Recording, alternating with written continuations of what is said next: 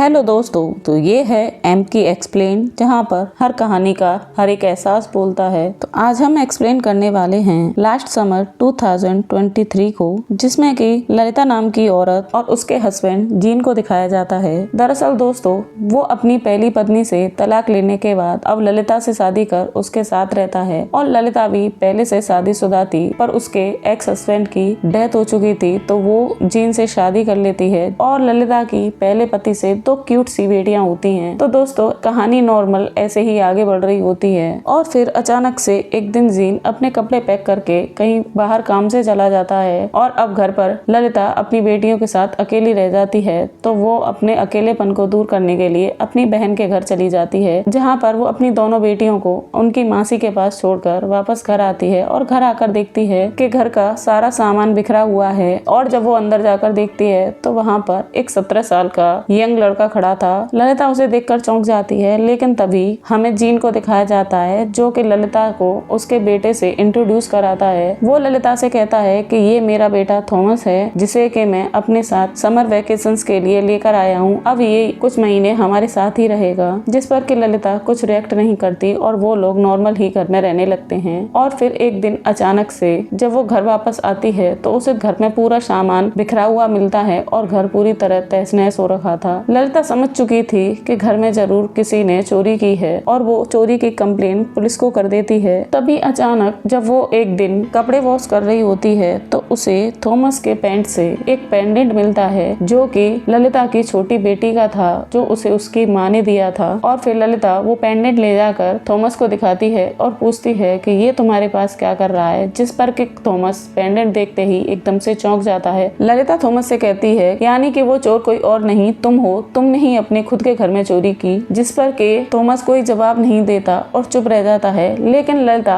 अब ये सब जीन को नहीं बताती और उसे सुधरने का एक और मौका देती है। और ललिता का ये डिसीजन थॉमस को इमोशनल कर देता है और वो अब धीरे धीरे ललिता की तरफ झुकने लगा था। और फिर एक दिन जब जीन घर के बाहर था तो वो थॉमस और अपनी दोनों बेटियों को लेकर एक आउटिंग पर निकल जाती है और वो लोग बाहर खूब मजे करके आते हैं। घर आने के बाद थॉमस सीधा अपने कमरे में चला जाता है और कमरे में जाकर एक एडल्ट मूवी देखने लगता है। जब वो मूवी देख रहा होता है तो ललिता भी रूम में आ जाती है और थॉमस ललिता को देखकर भी वो मूवी नहीं हटा था। अब ललिता भी थॉमस के बगल में बैठ जाती है और वो मूवी देखने लगती है। मूवी देखते देखते दोनों अपनी फीलिंग्स पर काबू नहीं कर पाते और वो दोनों एक दूसरे के क्लोज हो जाते हैं। और फिर सब कुछ होने के बाद ललिता थॉमस से कहती है कि इस सब को सीरियस मत लेना, हम लोग बहक गए थे और इसीलिए हम दोनों एक दूसरे के क्लोज आ गए, it's not a big deal. लेकिन थॉमस इसे नॉर्मल लेने के लिए मना कर देता है और वो अब ललिता से और ज्यादा क्लोज होने लगा था। उसे ललिता जहाँ मिलती वो उसके पास आने के बहाने ढूंढने लगा। एक दिन जब घर में पार्टी चल रही होती है तो ललिता कुछ सामान लेने स्टोर में जाती है, जहाँ पर के थॉमस पहले से था और वो उसे एकदम से पकड़ लेता है और वहीं वो लोग दोबारा से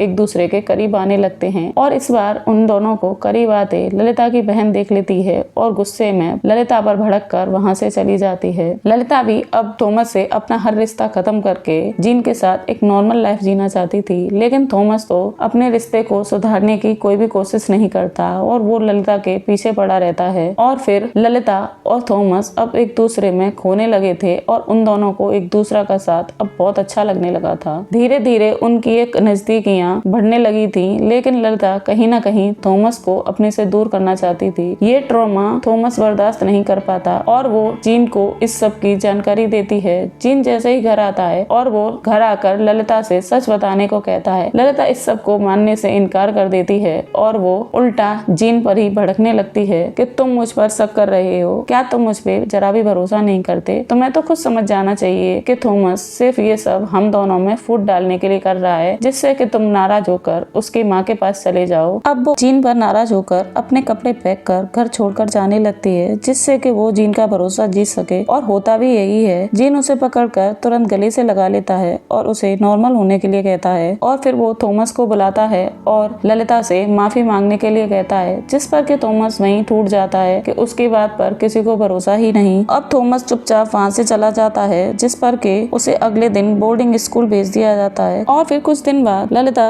थॉमस से मिलने के लिए सीधे उसके बोर्डिंग स्कूल पहुंच जाती है, जहाँ पर के थॉमस उसे समझाता है कि क्यों ना तुम डैड को सारी सच्चाई बता दो, जैसे कि मैंने हिम्मत करके बताई थी, क्योंकि अब मैं अपने डैड को धोखा नहीं दे सकता और ना ही तुम्हें उन्हें धोखा देना चाहिए। लेकिन ललिता उसकी बात से डिसएग्री कर देती है। वो उसे कहती है कि ऐसी बातों को कोई भी अपने हस्बैंड को नहीं बताता। ये सब सुनकर थॉमस ललिता से कहता है कि अगर तुमने डैड को सब कुछ नहीं बताया तो मैं तुम पे मोलेस्टेशन का केस कर दूंगा। थॉमस की बातें सुनकर ललिता उससे कहती है कि तुम मेरा कुछ भी नहीं बिगाड़ सकते, क्योंकि तुम्हें इस सब के लिए प्रूफ की जरूरत पड़ेगी। ललिता की बातें सुनकर थॉमस सोच में पड़ जाता है और फिर हम कुछ वक्त बाद ललिता को उसके घर में अपनी फैमिली के साथ क्रिसमस पार्टी बनाते हुए देखते हैं। अब ललिता की बहन भी उसके पास थी। उसने उसे माफ कर दिया था, क्योंकि अब ललिता भी सुधरने लगी थी और अपने घर को संभालने लगी थी। और फिर सीन शिफ्ट होता है एक लॉयर के ऑफिस में, जहाँ पर के ललिता को बुलाया जाता है। वो लॉयर ललिता को बताता है कि थॉमस ने तुम पर मोलेस्टेशन का केस किया है। ये सब सुनकर ललिता एकदम से शॉक्ड रह जाती है। लॉयर ललिता से कहता है, या तो तुम इसके साथ समझौता करोगी या फिर केस लड़ोगी। ललिता थॉमस के साथ कोई केस नहीं लड़ना चाहती थी, क्योंकि उसे अपनी बदनामी का बहुत डर था। और अब ललिता थॉमस की हर बात मानने के लिए तैयार हो जाती है। और जब ललिता घर पर सो रही थी तो दरवाजे पर अचानक से दस्तक होती है। वो आवाज सुनकर ललिता जाग जाती है और वो बाहर जाकर देखती है तो वहाँ पर थॉमस था, जो कि उससे समझौता करने के लिए कहता है। थॉमस चाहता था कि ललिता आखिरी बार उसकी प्यास बुझाए। अगर ऐसा हुआ